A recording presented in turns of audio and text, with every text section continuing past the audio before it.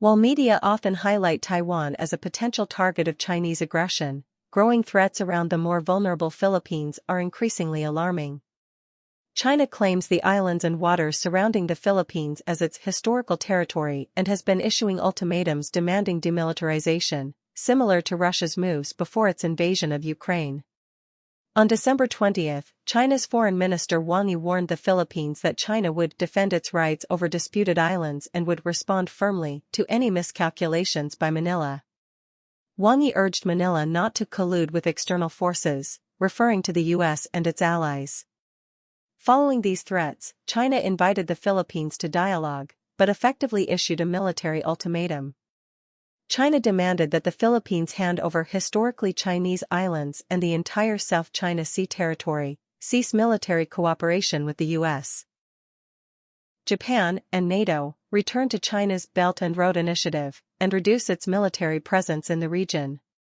On December 17, the President of the Philippines announced plans to explore oil and gas around the disputed islands. Although the international community, including a 2016 Hague Tribunal ruling, rejected China's claims as baseless, Beijing has not changed its position.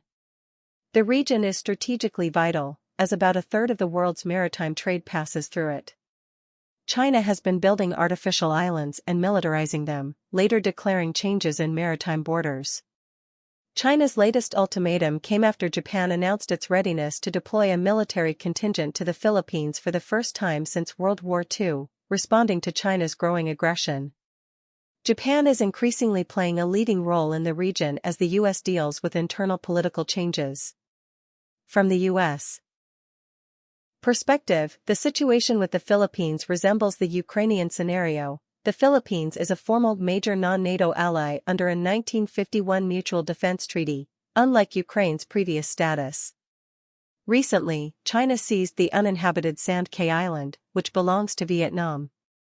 Sand Kay hosts Vietnamese military and fishing facilities and is located just a few kilometers from the Filipino island of Thitu, a major Philippine military base. Ironically, China had recently signed over 45 cooperation agreements with Vietnam, calling for joint opposition against U.S. tariffs. Now, Hanoi's reaction to Beijing's expansion is